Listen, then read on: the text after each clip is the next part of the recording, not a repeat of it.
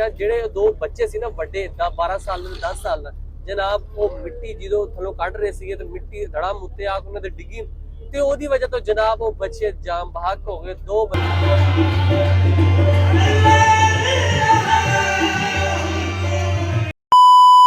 अस्सलाम वालेकुम मेरे सज्जनों तो मित्रों की हाल तुहाडा मैं तुहाडा अपना यार बेली सज्जन मौजम जट ते ऑफिस दे बाहर वेखो जनाब महफल जमी हुई है सारे ए मौलाना साहब साडे जेडे खजानची खाने दे स्पेशल खाने दे ठीक है बाकी ए देखो बेली सारे बैठे ने शकील साहब वालेकुम सलाम ठीक यार शकील साहब किड्डी माड़ी गल है यार वेलो रोजे है यार किड्डी माड़ी गल है यार वेलो माफी यार नहीं माड़ी गल अगे तो नहीं इदा करना है ठीक नहीं करदा बहुत अपना होर तुसी सुनाओ गल किथे तक पहुंच गई है केड़ी जेडी शुरू कीती है हाले तक तो उत्थे ही है हाले तक गल पहुंची किथे हाले तक तो उत्थे ही है मेहरबानी सर करा के करवाओ मेरे दोस्त बहुत परेशान आ की होया दोस्त जी की होया तन्नू रोजा लगन दिया ओ उधर तन्नू पान खा रहा वा गल करना सर ये ठीक है कि माजरत चाहने रमजान है माजरत चाहने रमजान हैगा वा ठीक है यार माजरत उधर अच्छा जनाब ऑफिस के बाहर अज तो गड्डियां जड़ियां देखो अज दोनों गड्डियां लाइव खड़ियां वा डीएस ते अज ऑफिस के बाहर पहुंचे तो जनाब हुण जाने आप ऑफिस के उपर ऑफिस जाने ऑफिस जाके वेखते हैं उस्ताद जी दरीस साहब जा रहे हैं कितने वालेकुम सलाम कितने चले हो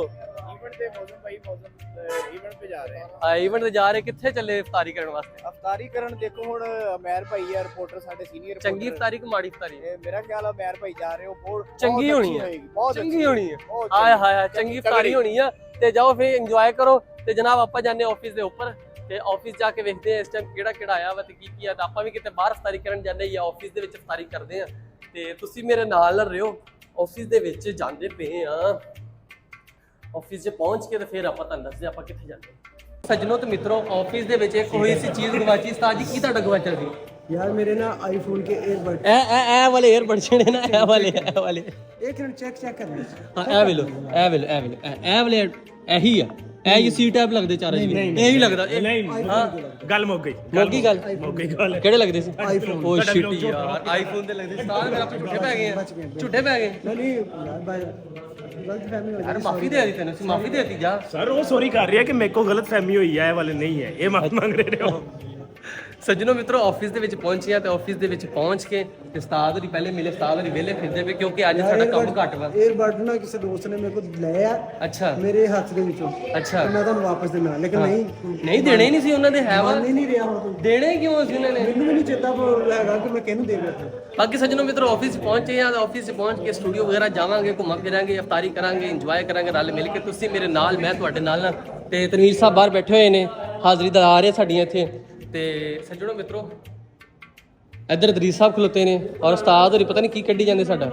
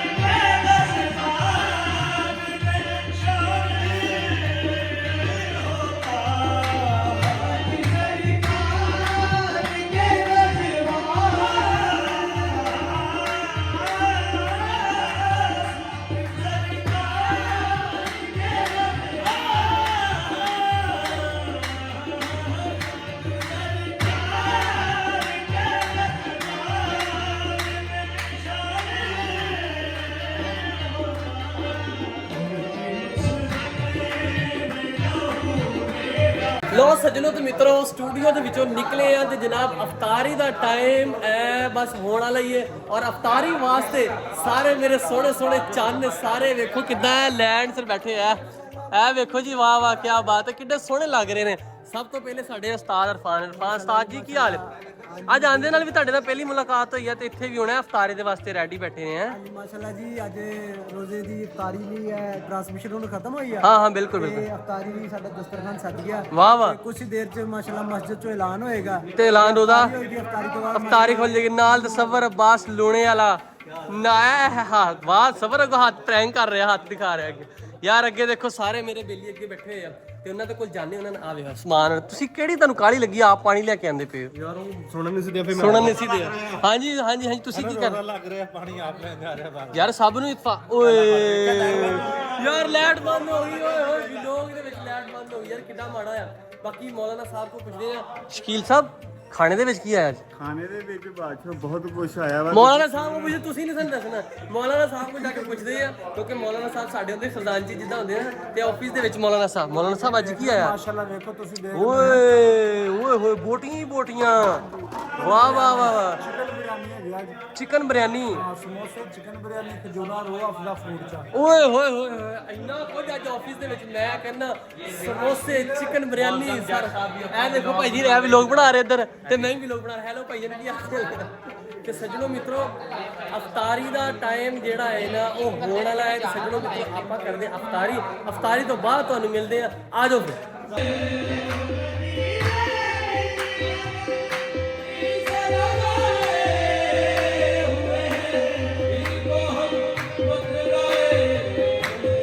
ਲੋ ਸੱਜਣੋ ਤੇ ਮਿੱਤਰੋ ਗੱਲ ਇਦਾਂ ਵਾ ਕਿ ਜਨਾਬ ਅੰਧੇਰਾ ਵਾ ਭੈਣ ਜਨਾਬ ਰੋਜ਼ਾ ਅਫਤਾਰ ਕੀਤਾ ਵਾ ਅਫਤਾਰ ਕਰਨ ਤੋਂ ਬਾਅਦ ਸਾਧ ਇੱਧਰ ਤੇ ਆ ਜਾ ਯਾਰ ਇਹ ਵੇਲੋ ਕਿੱਡੇ ਵੇਲੇ ਆ ਕਿੱਡੇ ਕਾਲੇ ਹੈਗੇ ਮੇਰੇ ਤੋਂ ਵੀ ਕਾਲੇ ਆ ਜਾਈ ਜਾਂਦੇ ਭਾਜੀ। ਬੜੀ ਅਫਸੋਸਨਾਕ ਖਬਰ ਹੈ ਕਿ ਜਨਾਬ ਕੋਈ ਬੰਦੇ ਜਾਂ ਕੋਈ ਬੱਚੇ ਨਾ ਭੱਠੇ ਜਿਹੜਾ ਭੱਠਾ ਨਹੀਂ ਹੁੰਦਾ ਜਿੱਥੇ ਭੱਠਾ ਉਹਦੇ ਵਿੱਚ ਡਿੱਗ ਪਏ ਆ ਤੇ ਜਨਾਬ ਉੱਥੇ ਚੱਲੇ ਆ। ਬਾਕੀ ਬਸ ਉੱਥੇ ਜਾ ਕੇ ਵੇਖਦੇ ਆ ਕੀ ਮਾਮਲਾ ਤਾਂ ਕੀ ਹੋਇਆ ਉਹਨਾਂ ਨਾਲ ਤੇ ਆ ਜਾਓ ਤੁਸੀਂ ਮੇਰੇ ਨਾਲ ਮੈਂ ਤੁਹਾਡੇ ਨਾਲ ਇਹ ਸਾਧ ਵੇਲਾ ਮੁੰਡਾ ਜਿਹੜਾ ਕਿ ਮੇਰੇ ਕੋਲ ਆਇਆ ਹੁਣ ਬਾਕੀ ਗੱਡੀ 'ਚ ਬਹਿਣ ਲੱਗੇ ਆ ਗੱਡੀ ਜਾਂਦੀ ਹੈ ਮੇਰੀ ਛਲੰਗਾ ਮਾਰਦੀ। ਲੋ ਸੱਜਣੋ ਤੇ ਮਿੱਤਰੋ ਬੜੇ ਦੁੱਖ ਔਰ ਅਫਸੋਸ ਵਾਲੀ ਗੱਲ ਹੈ ਕਿ ਜਨਾਬ ਅਸੀਂ ਜਿੱਥੇ ਪਹੁੰਚੇ ਸੀ ਜਨਾਬ ਫੈਸਲਾਬਾਦ ਦੇ ਵਿੱਚ ਇੱਕ ਭੱਠਾ ਵਾ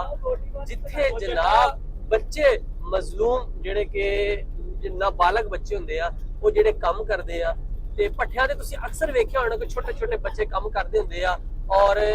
ਕੋਈ ਐਨਜੀਓ ਨਹੀਂ ਹੁੰਦੀ ਕੋਈ ਪੁੱਛਣ ਵਾਲਾ ਨਹੀਂ ਕੋਈ ਦੱਸਣ ਵਾਲਾ ਜ਼ਿਲ੍ਹਾ ਇੰਤਜ਼ਾਮੀਆ ਬਸ ਖਾਨਾ ਪੂਰੀ ਕਰਦੀ ਹੁੰਦੀ ਆ। ਤੇ ਜਨਾਬ ਅੱਜ ਜਿਹੜਾ ਅਫਸੋਸਨਾਕ ਵਾਕਿਆ ਪੇਸ਼ ਆਇਆ ਨਾ ਕਿ ਜਨਾਬ ਦੋ ਬੱਚੇ ਕੰਮ ਕਰਦੇ ਮਿੱਟੀ ਦੇ ਤੋਦੇ ਥੱਲੇ ਆ ਗਏ ਜਿਹੜਾ ਮਿੱਟੀ ਦੇ ਪਹਾੜ ਜਿਹਾ ਬਣਾਇਆ ਹੁੰਦਾ ਇਹਨਾਂ ਨੇ ਉਹਦੇ ਥੱਲੋਂ ਬੱਚੇ ਜਿਹੜੇ ਮਿੱਟੀ ਥੋੜੀ ਥੋੜੀ ਕਰਕੇ ਕੱਢਦੇ ਹੁੰਦੇ ਆ ਆਸਤਾ ਕਰਕੇ ਕੱਢਦੇ ਹੁੰਦੇ ਆ ਕਿਉਂਕਿ ਇਸਤੇਮਾਲ ਮਿੱਟੀ ਇੱਟਾਂ ਛੋਟੀਆਂ ਛੋਟੀਆਂ ਬਣਾਉਣ ਵਾਸਤੇ। ਤੇ ਜਨਾਬ ਉਹ ਜਿਹੜੇ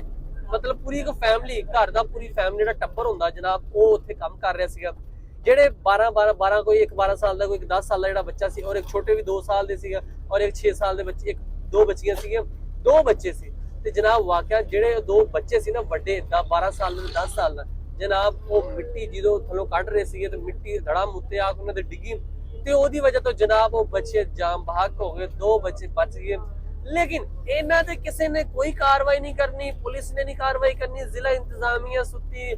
ਤੇ ਜਿਹੜੇ ਐਨਜੀਓ ਸੁੱਤੀ ਕੋਈ ਪੁੱਛਣ ਵਾਲਾ ਨਹੀਂ ਕੋਈ ਦੱਸਣ ਵਾਲਾ ਨਹੀਂ ਭਾਈ